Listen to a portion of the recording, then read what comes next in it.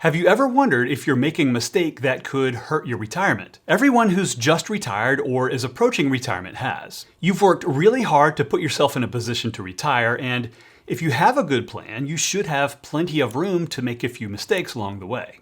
But how do you know if you're making one of the big mistakes that could cause your plan to implode? In this video, I'll show you the top mistakes that I've seen retirees make over the years, and I'll show you ways that you can avoid them. So let's get started with one that I see somewhat frequently. Based on Social Security's life expectancy tables, someone who retires at age 62 is likely to live for another 20 years. From an investing perspective, that is a long time horizon. And of course, there are some risks involved with getting caught in a market downturn right after you retire, which could affect how much you can withdraw from your savings. This is known as sequence risk, by the way.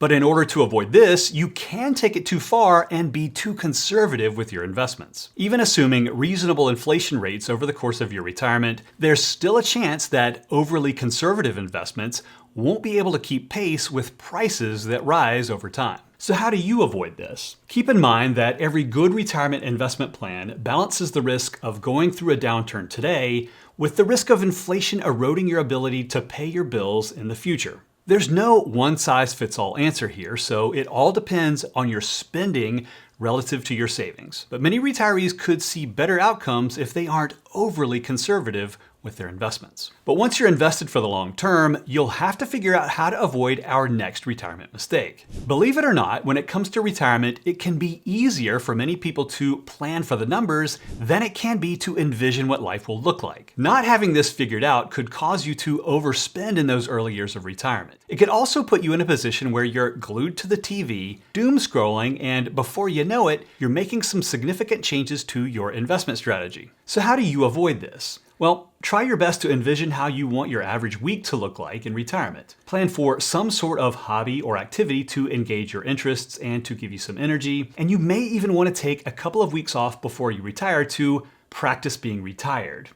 Just so you know what it feels like. And of course, practice a little mindfulness when it comes to TV and social media. But once you've settled into a good routine in retirement, now we've got to worry about our next big retirement mistake. As Eisenhower said, plans are worthless, but planning is everything. Or in Mike Tyson's words, everyone has a plan until they get punched in the face. So while you've probably put a ton of thought into your retirement budget and withdrawal rates, you may want to actually track this stuff to confirm you're hitting your numbers. Of course, you can log into your bank and credit card accounts, download all your transactions, and start classifying everything into a spreadsheet. Or you could do it the easy way. I encourage my clients to open a high-yield savings account before retirement for a couple of reasons. First, they'll get a higher interest rate for their emergency cash than they would in their checking account. But the other reason is just as important. If you use your high-yield savings account for the conduit between your investment portfolio and your everyday checking account, you can easily track how much you've withdrawn from your investments every year. Using this method, you can use your year-end statement to see the exact number of your withdrawals. That, along with any changes in your savings and checking accounts, will tell you exactly how much that you've spent over the year. You don't have to be perfect with all of this, but knowing that your withdrawal numbers are somewhat close to what you've planned will give you a ton of confidence in retirement. Now that you have the blocking and tackling of your portfolio withdrawals squared away, you'll want to focus on our next retirement mistake that I've seen all too often. I know you've heard the horror stories about people passing away without a will, or someone who's in the hospital and needs a life-saving decision but doesn't have an advance directive for healthcare. Look, it's no fun thinking about our own mortality, right? But it's too easy to get caught up in procrastinating getting your estate planning documents set up. I know I've harped on this one in past videos, so I'll keep this short. Not having your estate planning documents set up invites infighting between your family, not to mention costly legal fees. And who knows, your retirement accounts may still be going to your ex, and nobody wants that. Getting your estate plan docs together is a gift that you give your family, so save them a bunch of heartache and headaches if you haven't already. Now, our next retirement mistake is something that I don't see that often, but it does happen.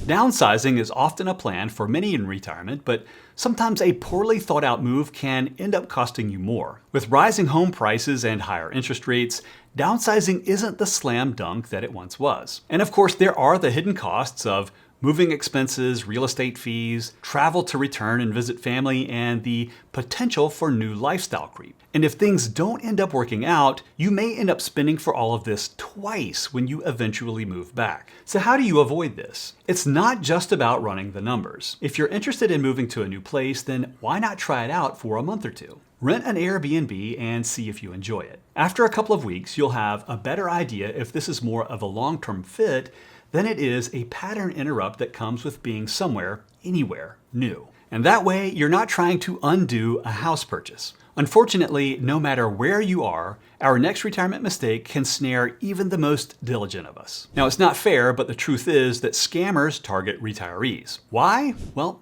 the older you are, the more likely you are to have significant savings. So we all have to be on guard for scammers who want to exploit us. It doesn't matter if it's the fake calls from the IRS, the grandkid that's in trouble and needs you to wire bail money, or the sophisticated account hacking schemes. They can all sting no matter what form they come in. And unlike market losses, there's rarely a recovery. And it really doesn't matter how smart or diligent you are.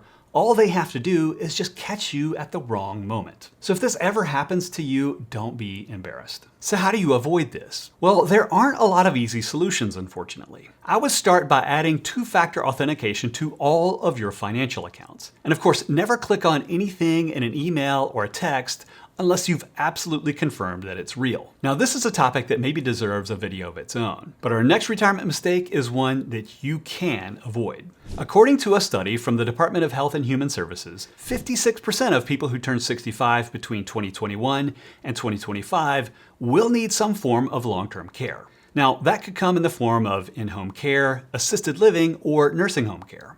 Great stuff to think about for your golden years, right? But burying our heads in the sand won't help either. Right now, the average annual costs in the US are $70,500 per year for in-home care, $70,800 per year for assisted living, and $127,750 a year for nursing home care. And these are costs that may not qualify for Medicare. So do you need to buy long-term care insurance? Well, not necessarily, although that is one very expensive option. Planning for these long-term care costs could also mean accounting for these expenses to come from your investments, using your home equity or a reverse mortgage, or buying a hybrid insurance policy with a long-term care rider. Now, keep in mind, for the 56% of those who will need long-term care, the average duration of these stays end up being between 2 and 3 years. So while there may not be a ton of value in planning for these expenses down to the penny, as long as you have some sort of placeholder in your financial plan for them, well, that's a great start. Now, those are 7 big mistakes that retirees make, but we need to dive deeper into the last 3 to round out the top 10, because these 3 mistakes can cause retirees to go broke, which is not ideal. So click here to learn about the top 3 mistakes that I've seen retirees make over the years and how you can avoid them. I'll see you there.